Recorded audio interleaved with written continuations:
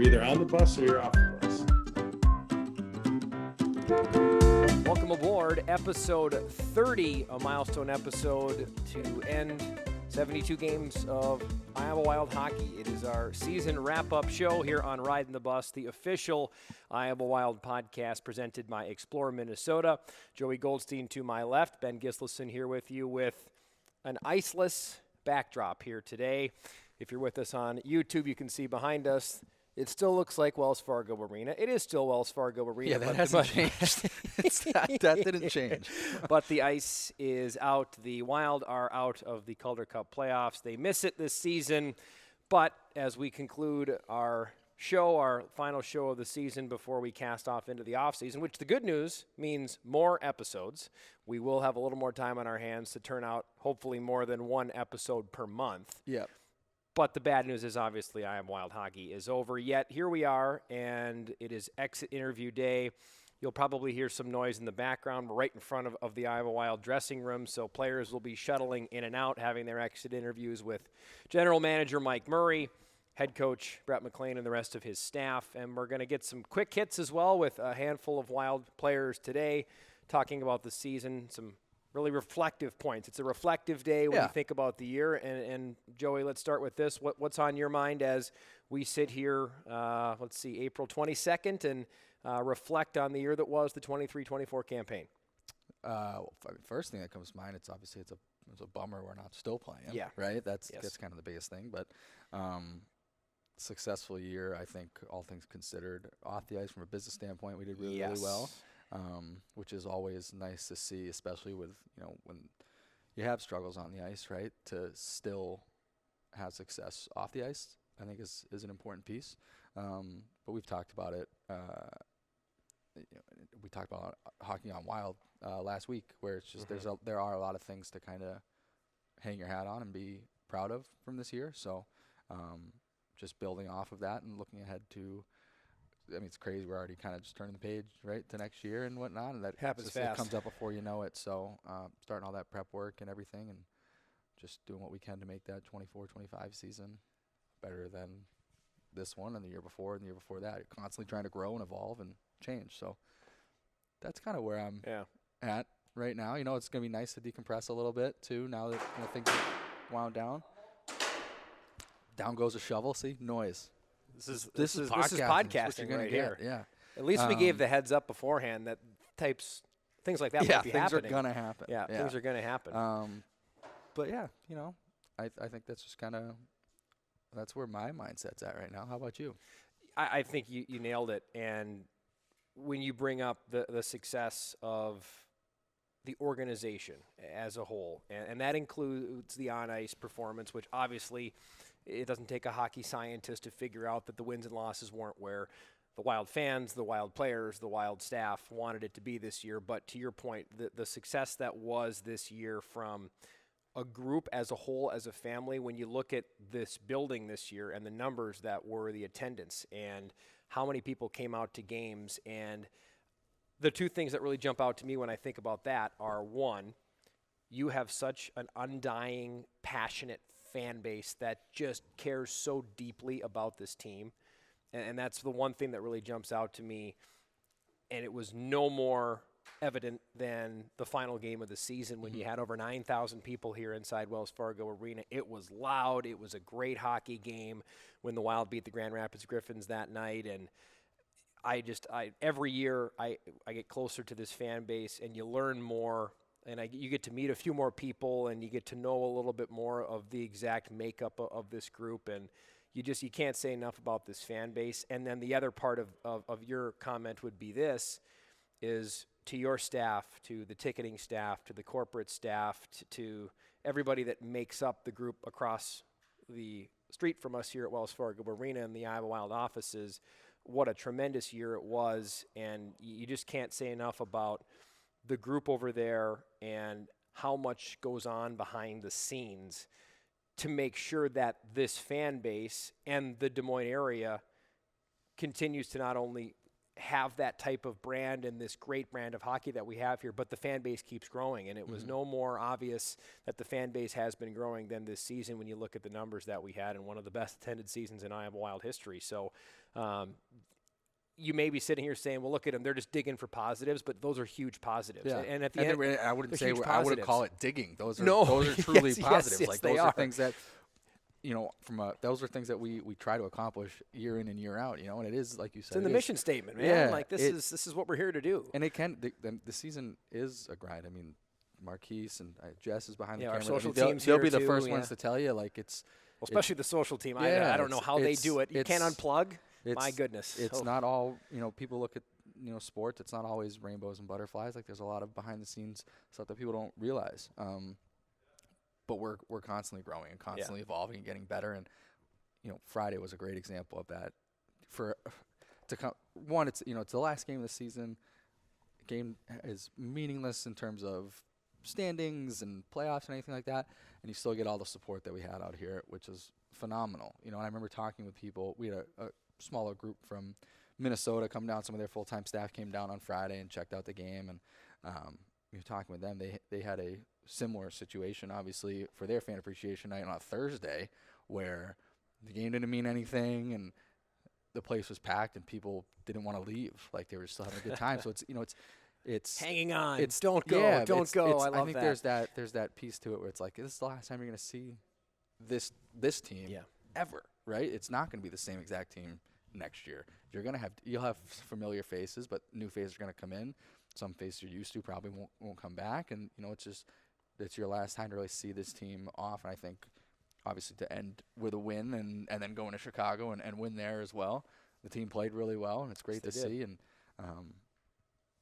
hopefully lays the table a little, sets the table, lays the foundation. I kind of combine the two there a little bit for next year and looking ahead to what that may look like. That game on Saturday, a lot of those guys in the lineup are probably the ones who are going to be here for the most part, at least to start the season next year. And obviously who knows how things shake out with call-ups and whatnot, but exciting to see some of those guys get back in the lineup. Some of those guys, Pavel Novak, Kyle Masters, guys we haven't seen in a while. It's about the halfway point of the year, really. December for Novak, and then January for Masters. So, and as we shift our gaze to the on-ice side, what you're alluding to in the final, let's see, Iowa went 3-0-1 in their final 4 games.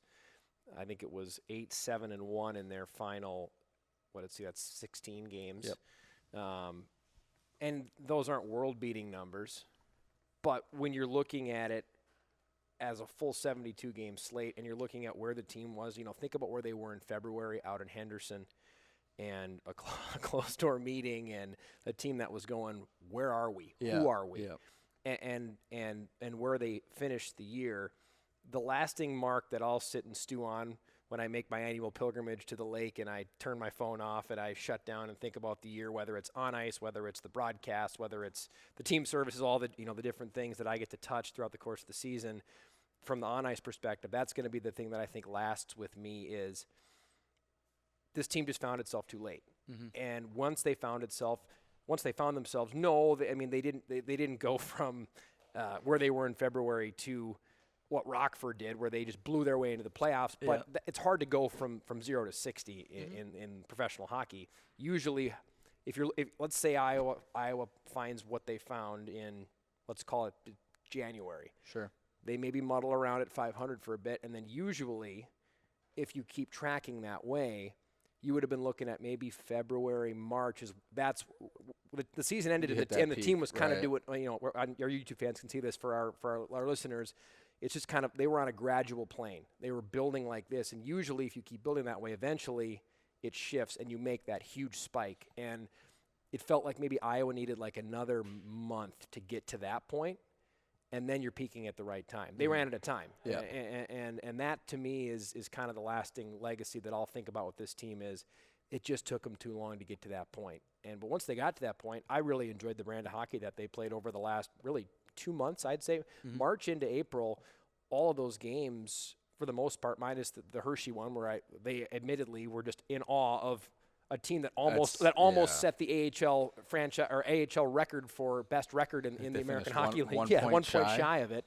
But aside from that game, they were in every one of them. They should have won a good amount of those games that wound up going to overtime or a shootout. And they almost beat Hershey 3 or 4 times this year. Let's not forget about that too. So, and it's silver linings. Yes, it is. And then there obviously is still frustration in the group and in everybody involved. But it was there. It just wasn't there at the right times. And that's what happens. It's hard to win in this league. And the one thing that I remember asking Brett McLean about Game 72 in Chicago was, does this build into next year? And he said, absolutely. And not only because there will likely be a lot of staff continuity, and this staff very much found itself to Brett McLean found his coaching style and his voice and really how to grab the ears of this team late in the season. And that's going to be day one next year because he knows what he needs to do now. When he'll tell you firsthand, he was learning a lot in the early goings of this season.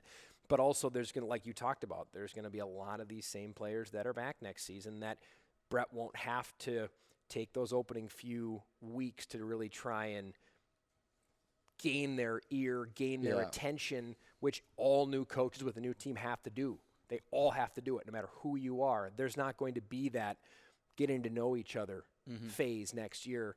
And that doesn't mean Iowa's going to win their, the opening month of October and go perfect through that month. But I think you'll see this team find itself a lot earlier next year for a number of reasons, all of which I just mentioned. Yeah, it's something to look forward to, and it's gonna. The scary part is it's going to be here before you know it. Yeah. Right? I mean, it feels like just yesterday it was October and the season was getting started. It feels like just yesterday we were doing this exact podcast, not the exit interview, but our season wrap. Yeah, October's going to be October. here in the blink of an eye. Yes, it is. It always works that way.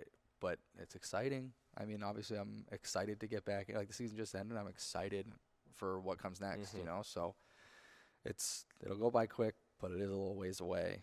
We'll have some fun this summer. Yes. In the meantime, bringing on guests and whatnot, and defending your cow chip title. Defending the cow chip title. I'm already thinking about that.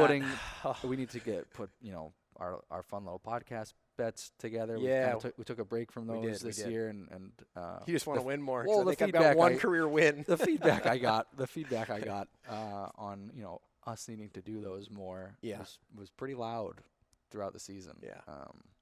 I've heard some. So fans just like seeing me in anguish, really. Yeah. Is what I'm gleaning from I got one on Friday at Fan Appreciation Night, and the loser of the bet basically dressing up and playing chauffeur for a day for somebody. That's a really good. I think that's really good. Lloyd Christmas and without question. Yeah. Without just wherever question. I want to go or wherever you want to go. Yep. I like how you already assumed though that you're gonna win the bet. No, you're already like wherever I want to go. Maybe I'm gonna be in my cabbie hat and. Yeah. So where to, Mr. Goldstein? Yeah. Thank you, Mr. Goldstein. Yes, sir. Yes, sir. Yes, sir. Yes, sir. You're welcome, sir. We'll think some good stuff. We'll have some fun with it. Yeah, for sure. Highlights from the year, and then we'll shift into our quick hits, and these won't be long. 2-3 questions with guys as we kind of get them. But when I say I'll remember this from the season most, and it can be anything, and it doesn't have to be an on-ice moment. Because we've talked about the great success that was the off-ice side of this team this year. But what jumps out as far as lasting memories in the 23-24 season? Well, there's definitely a few. I know we talked Hockey Gone Wild about what's the one goal that stands out to you, and for me it was the pink in the rink overtime winner because I was standing in the ice suite right here, so I remember that one. Other moments that stand out to me, I think more like off-ice things. Going with Cale Kessie to spare time to kind of bring full circle together his Kessie's Crew initiative that he put on throughout the season. So bringing kids out to spare time for laser tag and pizza and games. That was a lot of fun. I think of who we'll talk to him about this, but Ryan O'Rourke, befriending a very young Wild fan at Junior Crash Course on a day where it was that day was crazy. So Junior Crash Course, we always have Des Moines youth hockey coaches come in and help us out, and Ryan and Cale were the guys on ice with us that day. Sure enough, no youth hockey coaches showed up. They weren't here, and we didn't know what to do. We don't have the youth hockey coaches are the ones that put together lesson plans, not us.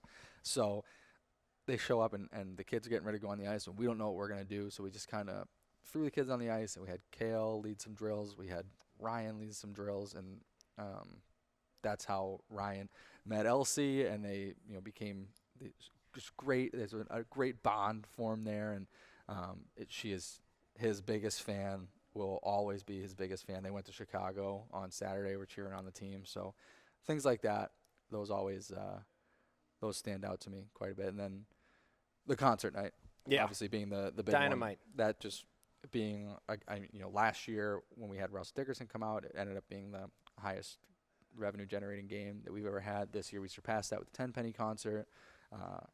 Great show, and taking him and his team around. They wanted to go shop in the store, so bringing them all up to Kelsey to shop at the Wildware store, and then he got on the Zamboni and all that.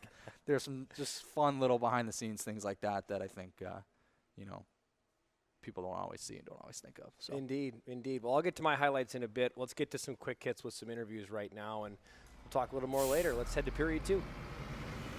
Before we get to our quick hitting interviews, we've got a shout out. Real quick. We got to shout out Explore Minnesota, the land of 10,000 lakes, 11,842 to be exact. It's easy to cast your worries away in Minnesota. Find endless fresh air excursions, long weekend getaways, pristine waters, and savor the freshest shore lunch.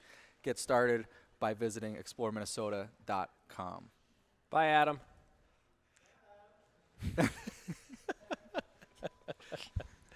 Our exit interview day podcast continues, wrapping up the season, and we'll get a few guys rolling through here. The first one, the rugged, the wonderful, Ryan O'Rourke is with us here today. And Ryan, thanks for stopping by. Not going to take long, but just wanted to get a little bit of a flavor of the year from some of the guys, as obviously it's a very reflective day today. And let's start with this one, reflecting on the year. The most fun that you had this season, what jumps to mind? Probably road trips. I think those are always exciting. Whether you're spending time on the bus or crowded in a plane together, I think everybody's very light, likes to joke around, likes to fire some shots. So I just think being around the guys, in confined spaces was a lot of fun. Where did the road trips feel longest this year? And where were you the most disgruntled with the travel guy? Was it Texas, where we had some complications leaving Des Moines? We weren't till the afternoon, probably about 3, 4 o'clock. Oh yeah, that was Texas. When he just that one. The one where I wasn't really late. So hopefully that our listeners can hear that, but I'm going to give us an instant replay of that interaction. Yeah. So Ryan just tucked away his microphone because he didn't want people to hear it. On video, they saw it when Ryan was late to the airport one morning. Only myself and Dan Barker knew of this and really you weren't actually that late, but boy, did we give you a lot of grief when you showed up. Yes. And to your credit, you did. You reached out ahead of time, and you made sure that we knew that you were going to be coming in a little bit late. But, that was that day, I think, where we got bumped about 4 hours. Yeah. All things considered, if that's the worst day. We've had a lot worse, but not you've been this a part of. year. Yeah, you've been a part of a lot worse. You've been a part of the hockey gods were good to us this year on our travel. Yes. Joey, you talked about it earlier in our show before we welcomed Ryan in. A pretty special moment this year that you know a lot more about than I do, Joey. Yeah, so goes back to probably October. Junior crash course. You, me, and Kale are out there, and no junior crash course coaches show up, so we're kind of just winging it, figuring out how things go. But this was the start of a bond with one of the youngest Wild fans that we have in Elsie Crispin. So I wanted to kind of talk about how that all kind of came to be, because she is your biggest fan by far. So just kind of talking about how that's kind of grown and throughout basically the season. Yeah, I can remember it vividly. We were out there for the crash course, and I believe it was you and Kale were trying to run some skating drills, and she just wanted me to hold her up because she couldn't stand up on her skates. So I kind of bent over, hurt my back, just trying to hold her up, trying to skate, trying to get her moving. And probably after about 20, 25 minutes, I was trying to convince her that she could do it by herself. And she still wanted to hold my hand. She still wanted me to make sure she was all right. And I was kind of trying to do everything in my power to convince her she was good. One, because my back was kind of sore from bending over that long. And the other, because she kind of got the hang of it. From there, she's probably been to every game. She's writing me little signs, always gives me a fist bump, always screaming my name, always cheering for me. So it's nice to know that I have a real solid fan like that I can count on kind of every game. Let's finish with this, Ryan. Did you ever think in your hockey career you would have a person like that was writing specific signs to you and screaming your name? Did you ever think about that at any point, or was this something that popped up and you went, here I am? Probably not, honestly. But now that it is happening, it kind of makes me really happy. Again, it puts a smile on my face because I touched somebody, kind of like how I did. Again, from the crash course, she kind of, formed a bond that way. She was at games, they were at events, she was always saying hi, always smiling. So it's cool. I mean, it's not all the time that you kind of get somebody that's so dedicated to you like that, and has such a close bond like we do. Well, I can speak to our bond and the bond that we've shared over the last 4 seasons now. Yeah, you touched the ice here my first year with the club, and already can't wait to see what Ryan O'Rourke looks like next year, and just so grateful for all that you have been a part of this year. Thanks for the person you are and the player you are, and we'll look forward to next season. Thank you very much. Our quick-hitting interviews continue here on Exit Interview Day. We just spoke with Ryan O'Rourke, and now we'll bring in, I'm just going to go ahead and say it, Iowa's captain this year. I called you the acting captain for a long time. You're going to disagree with me on this because there's no one more loyal and honorable than Stephen Fogarty is.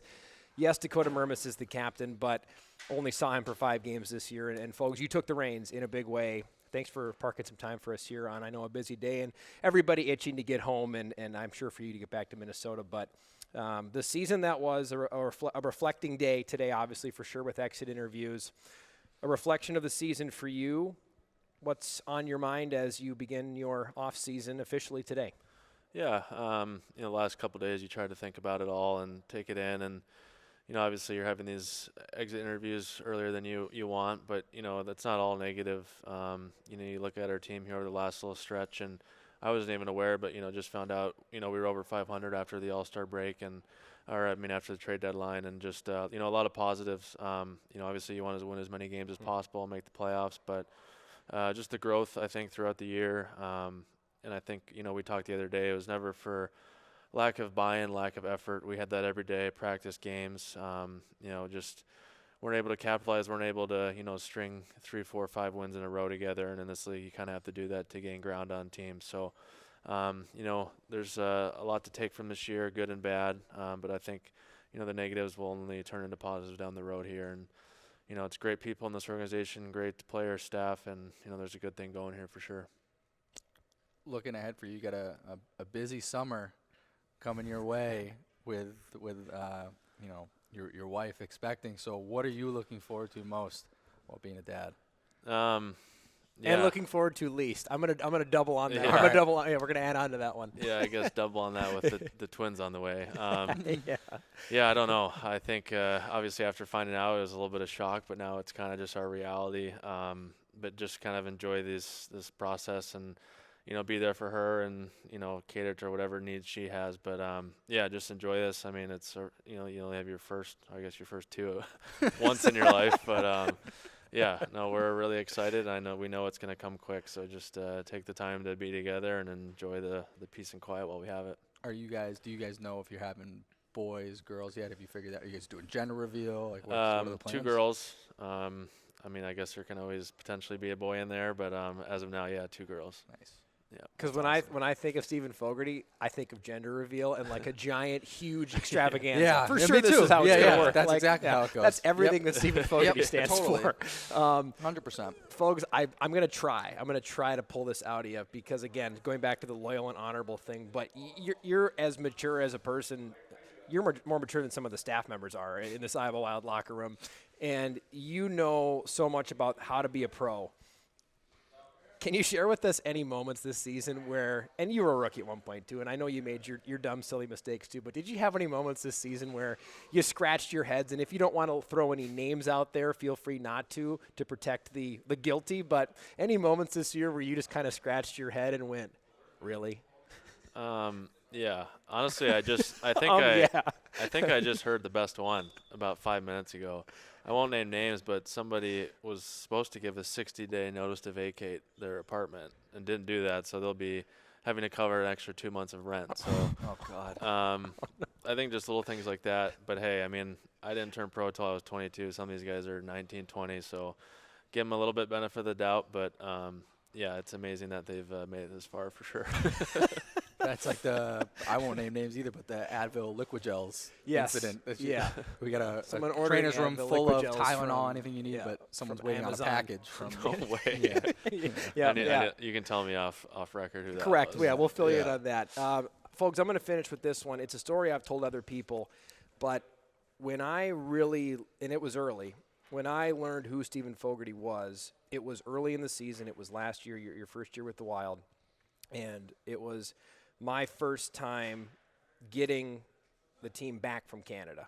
And I had a great mentor in Joe O'Donnell who made life easy for me. But one thing that he missed on was when you come back from Canada, it is very, very good to get to the airport for me early with the passports. Night before we fly back from Winnipeg, so you got to go through customs. I'm talking to my great contact there, Maria. She's one of the best to deal with Delta, and she goes, "So we'll see you tonight with the passports." And the game is over, 2 p.m. game, Wild win. They're already out in Winnipeg having a great time. I'm sure have all their passports on them. And I go, "Oh no, I got to get the passports." Because it turns a morning when an early flight, a really early flight, into from a 5-minute check-in for the players to about an hour and a half check-in if I don't go early to do it. So I have to send a text out to the player group and say, guys, I know where they're at. They're having a great time. It's a win. It's a 2 p.m. game, so you got the whole night to go have a great time.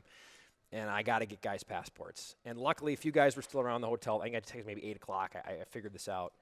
And so I'm texting the group, and I'm still relatively new. Guys are going to hate me for this. And a few guys show up, and they're luckily there and give me their passports. And I'm nervous. I'm like, the guys aren't going to show up. I'm not going to get passports. And I don't know, it was probably about 9 o'clock. I get a knock on my door, and I'd maybe gotten, of the 23 players we had, I'd maybe gotten about 4 or 5 of them. Knock on the door, barely knew folks at this point. He had to be 18 or 19 passports in his hand, and just, here you go, Ben.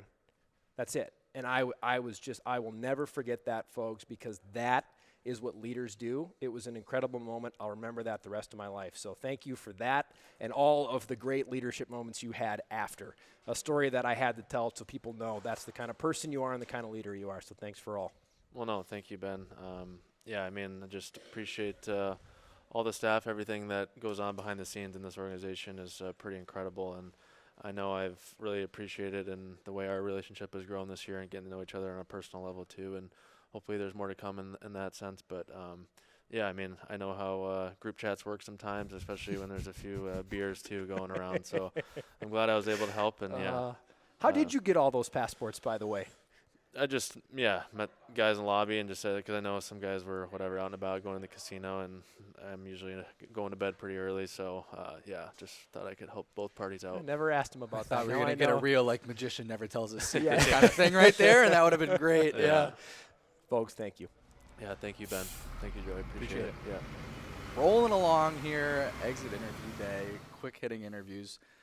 Rookie forward, Caedan Bankier, finishing up his first pro season here with us in Iowa. My first question for you, you kind of became a social media star. And as I look behind the camera, Jess is trying to cover a laugh and a smile. Mara's but laughing. became a Yeah. bit of a social media star. So Yeah. Look at the hair, of course you. yeah, Of course. How did this stardom feel? How did it feel? I hated it at first. Still partly hate it, but I guess it comes with the territory, and I'll roll with it. There's some crazy stuff they ask, and I'll say no, but for the most part, it's pretty good. What was the craziest thing you got asked all year? I don't know if you guys saw the Lambo video where he had the cupcake all over his face. They asked me first, and I think that was the quickest no of my entire life. But yeah, when they ask stuff like that, it's pretty easy no's. But those TikTok questions, I'll answer those every day. Cool. Did Lambos take any grief for saying yes to the cupcake? He says yes Video? to everything. Yeah, I don't know why he did it, to be honest. I mean, nothing goes away on the internet, so his kids are going to be seeing that in like 20 years, and if they don't, I will show them that video. This season, Banks, for you, obviously, specifically in the back half, you jumped in. You were right away. You were on the score sheet. And then, as happens to every rookie player that's ever come into the American Hockey League, you hit the skids for a little bit, but you found it again late. You started scoring again late. What did you learn in between the hot start and then the hot finish? I think you learned that, maybe a bit overconfident that, I started off pretty well, but I think in that time I was kind of skittish and stuff. You learned that, you got to be contributing in other ways. If you're not bringing your offensive game, you got to bring other aspects to it. And I think that was a pretty big lesson I learned. And you got to bring it every shift, every game. And I think that's something that's really important that I'll be bringing into next season and lead into that with. A player who also gave you a lot of lessons from the veteran side this year was a player that you did not name in one of our recent content features that we ran during an intermission, but I named him for you, was Brendan Miller. Lots of lessons that he taught specifically you this season, but I know he was all over the rookies all year long. What do you think the greatest lesson Brendan Miller taught you was as he walks out of the locker room? Oh, look at him. Look at the timing on Yeah. that, too.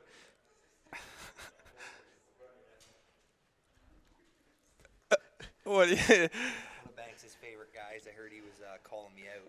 I didn't. Here, Brendan, I you didn't say anything. I didn't say anything. I got a text from my mom the other day saying that I have to be nicer to the young guys. I don't know what I did. Dude, it wasn't me, man. I swear, it wasn't me. I don't know. I may have implied it, but I didn't say it. I don't know. Yeah. I don't know. I'm getting yelled at by my mom. Okay. Well, I'll apologize. Take it easy on Yeah, me on okay, the podcast. okay, All right? all right. Social media stuff. I was just about to start juicing you up, actually. All right, please do. Yeah. Okay. I probably deserve it, right? Yeah. Thank you. Okay. Oh my! I swear we didn't plan that. No, that was That was not perfect. planned. You That's the can't most, find that's the better most timing. organic timing I've ever seen. Look at him. He's Look giving, at him. he's giving hugs. The social media He's a man of the people. He was on Who- protest all season with Yeah. the Man social of the media, and people, now he's yeah. over there. That's crazy. Oh my gosh. Wow. Yeah. So you still got to answer the question. We're not letting you off the hook. Well, now I gotta say, everything. He was so great. Wow. He was perfect. Wow. Yeah. That's all I'm gonna say. If you've got my last one, if you got one on ice moment from this year that stands out to you vividly, what is it? Could be a goal that you score, a goal somebody else scored, just a moment. Like what stands out? I think when Walk scored in Chicago with 13 seconds left. Yeah, I I think it was think 13. that was. I think that was the most excited I had been all season, and I think the bench was just as excited. And that was a big game for us, and it was a pretty important goal. So I think that was my favorite moment of the season. That's what you on Hockey Gone Wild called your goal Yeah, of the that year. was probably my favorite goal of the year, too. Yeah. Although, to finish, I don't know why it worked out this way. You broadcasters make a reel of some of their best calls from the course of the season. I got at least 3 years on it. For whatever reason, perfect. I was ready. when Caedan Bankier scored goals this season. Yeah. So, Banks, so much fun, not only to watch you play, but to have this really sparkling personality of yours. And we're looking forward to illuminating that even more next season. So have a great offseason, pal. Perfect. Thank you. You guys too. Thanks. Jesper Wallstedt joins us now as Joey and I just simultaneously clapped us in for our quick hitting interviews as they continue. Jesper, thanks for, first off, let's just say this. Thanks for all the time this year because, one, it's not often you get goaltenders who are as open to putting a camera in front of their face all the time and a microphone in front of their face all the time as you are. Two, you don't get stars that are as open to talking as you are, and you're always so genuine, so thanks for all of that this season. I've never taken it for granted once, and you've also never told me no once, which is great too. As Damon Hunt says goodbye. Bye, Damon. Bye, Damon. See ya. Yeah, no, I enjoy it, so I'm always down. Was there one time where I came to you, and after saying yes, you turned around and said, If that Ben guy asks me one more time to come to an interview, I swear I'm going to lose it. I don't think so. No, I don't Come think on, be so. honest. I don't honestly I don't think so. Maybe there's times where you're like, okay, maybe not. I don't feel like doing it today. If it's a bigger thing. Yeah. But usually it's like, no, I'd still want to do it. Like it's still fun and I enjoy it and it's usually good stuff. What was your favorite Wally's Corner this year? With Sammy. Yeah, I agree. That was Easily. the best Yeah. one. The video game There's- segment, that was pretty fun. There's just something when me and Sammy goes after it too. Like it just becomes fun. He's easy to talk with and he gives you good answers to keep going with. Well, actually speaking it, Sammy, before you leave, we were just talking about you. Come on in here. Come on over. Yeah, come on over. Yeah, Jesper was just saying how it's great when you guys get going at each other. So we figured since you were right in the sewer or distance what? here, We were saying the Wally's Corner with you was the best one this year. Oh yeah. Oh, the easily. video game You segment. guys think? Yeah. Oh, for sure. Yeah. What we played Fallout or what? Yeah, we were just having a good chat and fun games. Yeah, that was pretty It fun. was pretty. You went after him. He went Yeah. after Sammy for falling in Yeah. the All-Star game. Yeah. That too. Yep. And Carved him up also, for that. also the interview we had up in Minnesota last year for Black Aces was pretty fun. Well, too. that was again. Oh, yeah. that was the genesis of this That's how entire it thing. started it off, was so. when we were like, "Holy cow, this Well, guy!" that was just interviews people. improvised, wasn't it? That was just. No, they all That improvised. was just you just yeah. yeah, it that was random. from nowhere. Yeah, it came out of nowhere, and then it just exploded on social media. We were Yeah. like, "Wow, people!" You're pretty good at it. I mean, you come up with questions like, I like just tried. right. I don't know. I know. wouldn't. They're I just wouldn't on be able top to of do the that. head. They just. I would need like a notepad or no. something. Like, No, it's just whatever you end up. But that's why it's nice to talk to you because you answer well. So that you I can feel like come I up with- elaborate more. Yeah, so than you can come up with more Who questions. doesn't from- answer well? Rasky. Yeah, I was gonna say probably Rasky. It's probably it's easier with one of the American or Canadians who can actually give a good answer. Who do you think you'll miss going back and forth with most in the fun back and forth banter that you're always a part of this year? Ryan. Just because always pre-game we always just sit in the trainer's room and we just give each other bad comments right Well, away. you two and Simon. Yeah, Simon You guys are too. always. But Simon I'm still gonna see in the summer, so like It's kind of like who's like 2-on-1 that day. Yeah. Like who's That's what teaming we up said. and going after. it's And always it's usually you and Simon going after Rourke, I feel. yeah, or it's me and Rocky going after Simon. Yeah. And then we You always have two on your team, though? usually They're never coming after last you? year it was always You were always Marco with and Simon Oh, against yeah, me. yeah, So this year I'm going 2 against someone else, and we always get Dan on our side too. yeah. Yeah. And then if it's me or Rourke against Simon, we get Dan on our side, and Simon takes Dill on his side. So then it's a 3 against 2. Sometimes it's like 4 against 1. Yeah, so sometimes we go all 4 against Dill. this summer for both of you, what's the one single thing you're looking forward to most? Golf. Playing a lot of golf. I Pickleball. want to. Do you have a score? Do you have a score in mind? Because like everybody has a score that they want to get to. If I want to get to this, what do you think that score is? If I can get to this summer, I'm going to go. Hey, I had a great summer of golf. I want to be consistently in the 80s. If I can shoot a 75, that would be my goal. 75. Yeah. Because I've shot under 80. Guys are going to be on tour soon. Now I'm going to try to go 75. kidding. Yeah. So that's 75 for you and consistently. I'm with you, Sam. Yeah. Consistently 80s for me is. Because, I mean, I like sometimes we'll get like high 80s, but then I'm like mid 90s. So, ready to throw the clubs into the Yeah. pond.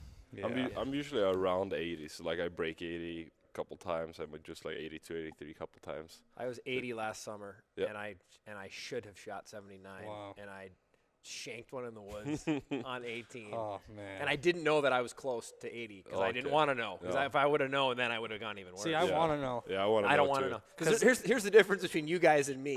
You invite the pressure Yeah. because you're these superstar athletes, and I'm like the pressure, and I just scared of the pressure. shrivel up. No, I Well, don't like, want it. if I didn't know, and then it's like, oh, man, like, if I would have known, to Again, not 3-putt there, Yeah. like, again, the I could have difference. been The difference there. under 90. But Trying to break Yeah. 90. Yeah. Well, guys, thanks for stopping by. Thanks for being such an important part of this team, not only on the ice but also off it. I genuinely just cherished the time I've got to spend with you guys this season, and can't wait for the next time we all get together. Well, we appreciate you. For Yeah. sure, always. Thank you, man. And Joey. Yeah. And Joey. Yes, and Joey. Coming in 3, 2, 1. He's gonna hammer the lights.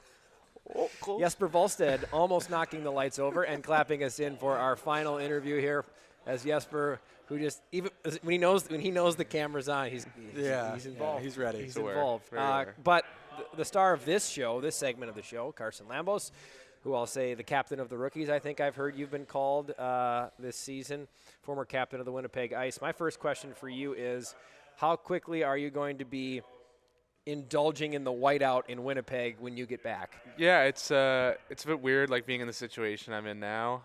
Yeah, they're an enemy all of a sudden. Yeah, exactly. But Yeah. before I was drafted, they went on that playoff run, and I got to go to a few games and be a part of it, and it's pretty incredible experience. Going to those parties and going to a couple games. So I'm not sure. Definitely, there's some buzz around the city, so it's hard to not know what's going on. What is, looking back at this season, just finishing up, your rookie year, what is what's like your biggest takeaway? What's the one real lesson that you learned, maybe the hard way? What's one thing that you're taking away? Just how hard it is in this league, every night. I guess you can go so many different ways with that, but it's just there's so many things you have to be so dialed in. It's every day. It's you're in junior, you're a lot more comfortable in your role and position, especially being a top end guy in junior. And then now here, it's you're fighting every day to try and move up the lineup or get more minutes. So just trying to fall in love with that and accept the pressure as a good thing, as opposed to looking at it as something that's a challenge, because pressure is a privilege, and if you don't have it, then there's something wrong. What I'm trying to think of how I want to. What was your welcome to the league moment? Your welcome to the AHL moment, where you're this isn't junior hockey anymore. Yeah, I don't know if you can say one. I mean, every game you're looking at the other team's lineup, and there's multiple guys with over 100 NHL games, and you kind of realize pretty quick that there's no easy nights. It's guys that are fighting, and from the top skilled players that have the best. It's the second best league in the world. That's what the guys say. So you kind of learn pretty fast that you're playing against a lot of good players, and you have to find ways to contribute every night, which is tough. Carson, I had respect for your game when you showed up. The amount of respect I have for you as a player and as a person now has grown exponentially over the year, and you took a big spike in that respect recently up in Winnipeg, where you stood in with Jeff VL, who is one of the toughest you'll find. Joey can speak truly to that as working with him in San Jose. And it was a fight that you stood in there. You took a big one early, and you still stood in there. And you did it because he ran over your buddy and Mikey Milne. That's what leaders do. And you led a lot of times this season as a rookie. I'm curious, though, walking into that one, and you knew who you were tangling with, what was going through your head. Yeah, thanks for that, first of all, Benny. Appreciate it. But, I kind of saw Mikey take a hard one there. He came pretty far to hit him, and, we had a few guys standing around him. And, yeah, you're right, he definitely does have that reputation. And, at this point in the year, we played him. That was our 8th time playing him. You know who he is. So kind of looked him in the eye, and I know if I take my gloves off, he's going to. So that's the way we went. And, it's probably the first time I've been in a fight standing in there across from the guy, I feel like I'm at a disadvantage. Yeah. I'm usually a little bit more confident. And, yeah, you're right, he definitely got me early, and just tried to stay on my feet from that point. I knew if I would have opened up, it could have been pretty bad. He punches pretty hard. So, yeah. To say the least. Yeah, no, it's part of it. I I take pride in, being I like my teammates, and, you want to stand up for them, and, that's all it is. And I can tell you your teammates like you too. And plays like that, I remember saying it on the broadcast, I imagine Jeff Viel went to the box thinking, this kid stood in there. I mean, fighters have that respect for other people that stand in there, and I certainly left that game going, this is who Carson Lambos is. They talk about Winnipeg tough. The people talk about Winnipeg tough, and you showed it in that moment. To finish, who are you most looking forward to not hearing from daily walking into the rink? And I know you say this endearingly because you, more than anybody, have embraced what it is to be a rookie and all of the flack that you take because you've been a rookie before in the junior level. You've also been a veteran before, giving that grief to your rookies. But who are you looking forward to not hearing from, at least in person? They may still come after you via text, I bet, a little bit. No, endearingly, there's a lot of guys I'm looking forward to not seeing for a while. No, it's I've said it so many times. Like, it's so much fun, like, being kind of right in the mix. But, Miller's, like, the first guy I always say, and he doesn't ever let you off the hook. I think yesterday, our last game was yesterday or 2 days ago in Chicago. I got him out in sewer ball and jerseyed me, my sweater and shirts off, and it's just, he's a great teammate to have. He brings guys together. He's a guy that when he's in the lineup, he's going to do whatever it takes to win, and he's gonna let you hear it when it's not going well, but he's the first guy to be behind your back too when it is. So no, he's good, and yeah, I mean the list of guys, it's so long. Becky's always got a good one-liners. I mean Lear's not here anymore, but he was right in the mix every time. Zano, he's not afraid to let you know. So no, it was fun, and I enjoyed it. I felt like towards the end you feel more comfortable. You start dishing it back, and you can see them laugh, and I think they appreciate it. It's a bit weird when you're going at someone and they just eat it all the time. I think you want to hear it, so try to do that now and then, but not too much. Well, Carson, I think I speak for everybody, Joey, the Iowa Wild staff, that are just, we cannot wait to see your career continue to flourish, and the foundation that you built this year is a memorable one. And enjoy your off season, enjoy the whiteout. Don't cheer too loudly for the Jets, of course. You'll go and you'll be there, but you'll just sit and watch. As a hockey fan. Yeah, as a hockey fan. Exactly. As a fan of hockey. Who happens to be wearing white. Yeah. In Winnipeg. And, well, you have to wear. If you show up not wearing white, they're not going to let you in. Then everyone you have a ticket, I don't care. You can't come in. Then everyone will see you. No, one thing I got to say, though, great job this year. Like, you got the travel down to a T. I know I heard some horror stories in American League flying commercial, and someone gets canceled, so I always, always had an eye on you. I knew you were stressing. You weren't quite yourself on travel days. So I'm glad we all got to where we needed to be. And it was it's fun to watch those days from the outside. I wouldn't want to be you on those days, that's for sure. Well, I wouldn't want to be you fighting Jeff Viel either. So we both share that together. Well, Carson, thanks for saying that. And I will credit the hockey gods for that one, because flights getting canceled, that has nothing to do with my planning. That has everything to do with the luck of the draw. Mm-hmm. So, but thanks for this, Carson, and thanks for this time, too, here on Exit Day, and enjoy the Peg this summer. Yeah, thanks, Ben. Thanks, Joey. As we close out our final podcast episode of the season, Riding the Bus, episode 30, a great milestone episode, and that was a ton of fun. That was fun. I think we thought it was going to be fun, but that was even more fun. Some great guest appearances, Sammy Walker showing up, Brendan Miller timing, impeccable. I can't actually believe that panned out that way. I just kind of thought of it. I said those two have had a grueling feud all season, kind of Miller with all the rookies has. And I went, it'd be fun to get his comments on it. And lo and behold, here comes Brendan Miller. That was a lot of fun. Jesper with clapping those guys. us in. Yep, Jesper. Like, and good stuff there.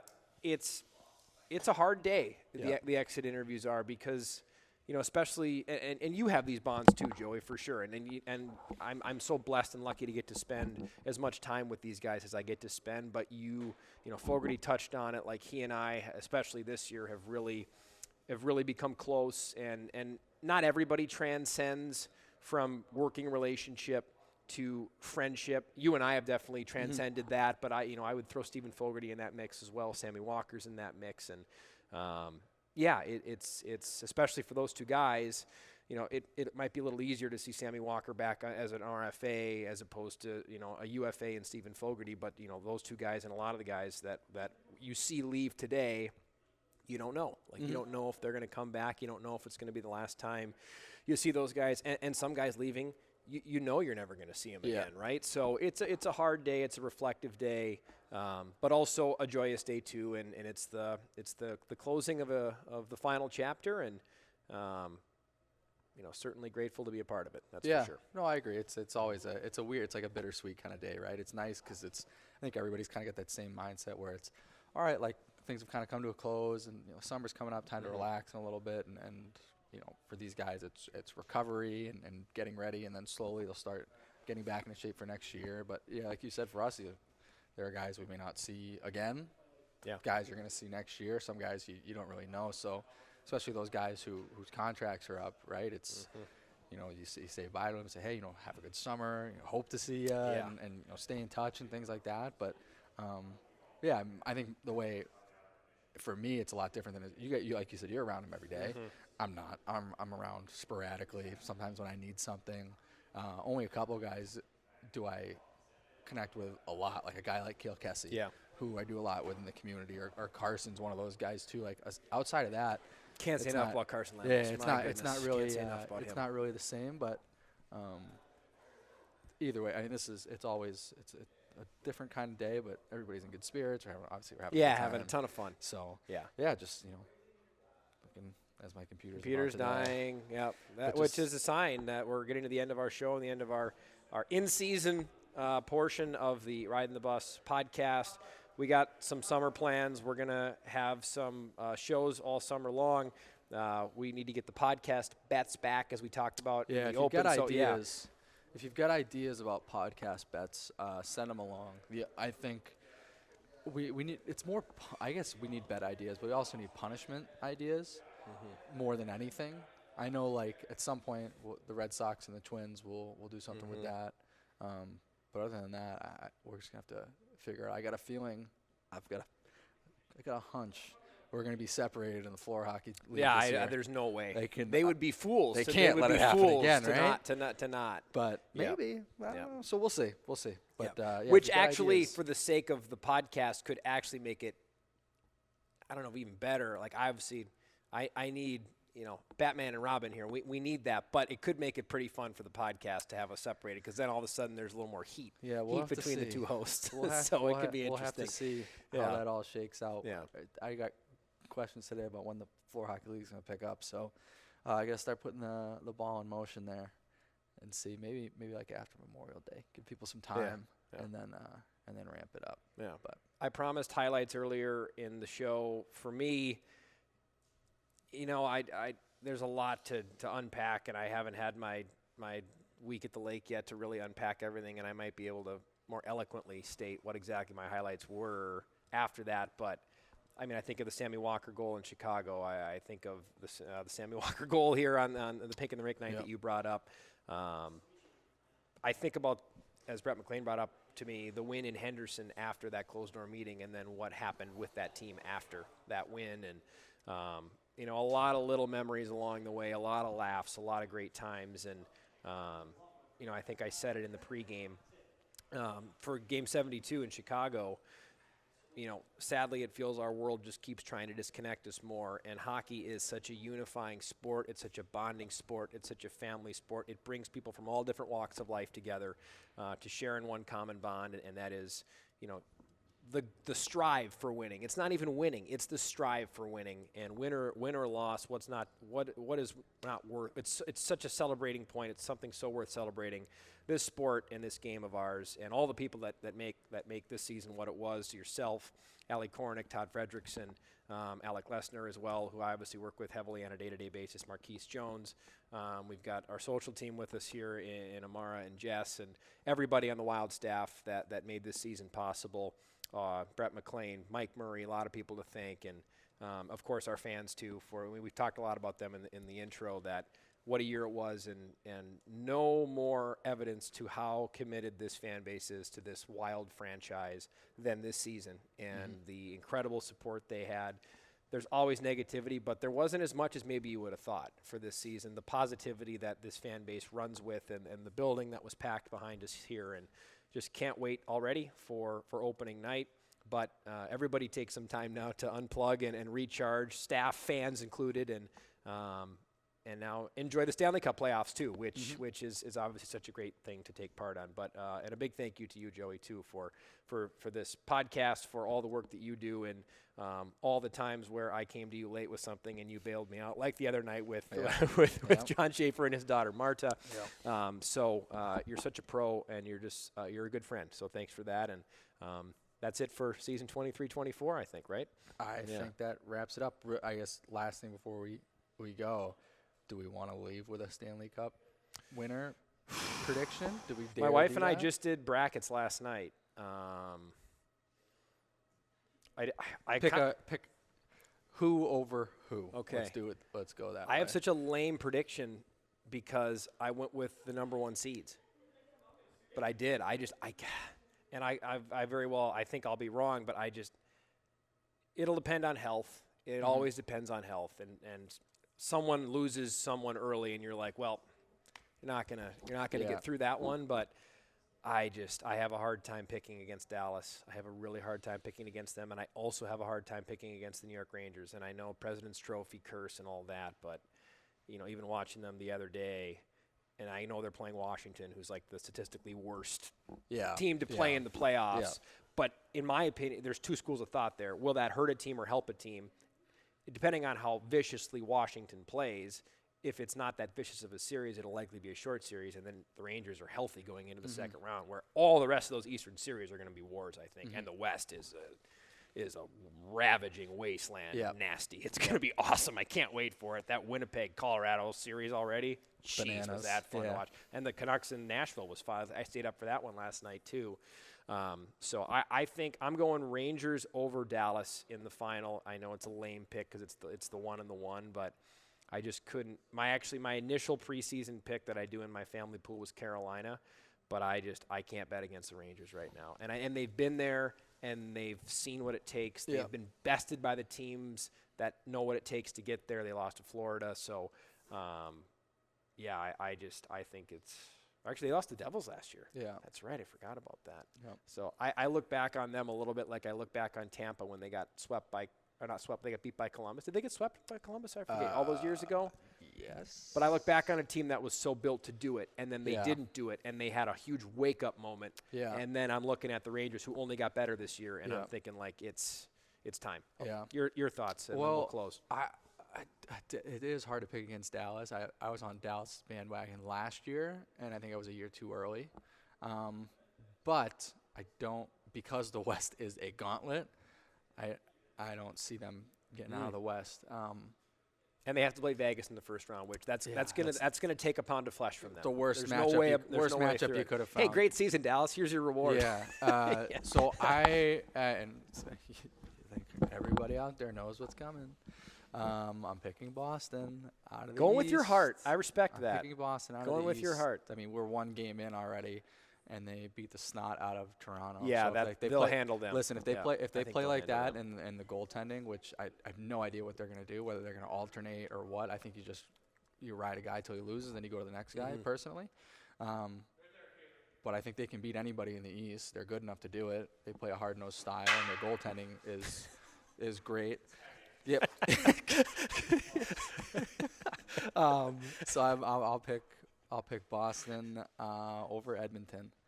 Edmonton. I think this is the year that David and them get themselves there, and I got them in the Western Final, but I don't have them getting that's past what I Dallas. think. So Yep. Boston over Respect. Edmonton. Respect. I like it. I just can't pick against Florida. If I'm With Boston, not going with my heart, I'm picking Carolina. But Yeah. Okay. Okay. Well, there's the head and the heart of Joey Goldstein, and I don't even know. I got no heart in this. I got no heart in the game, so I had pure head on this one, I guess. All right. Yep. Thanks to Marquise Jones for another great season of shows. To Jeremy Core as well with Executive Podcast Solutions, and everybody who had a hand in making this season one that we'll never forget. A big thank you to everybody, to our fans, to our listeners, and to all the hockey people that were a part of this season. What a year it was, even though it didn't end on the right note for the Wild from a wins and losses perspective. Certainly plenty we'll never forget about this year. For everybody on our podcast, for Joey Goldstein, I'm Ben Gislason, and this has been Episode 30 of Ridin' the Bus, the official I Am a Wild podcast presented by Explore Minnesota. And as we close out the season one final time. Oh, me? 2 honks for the win.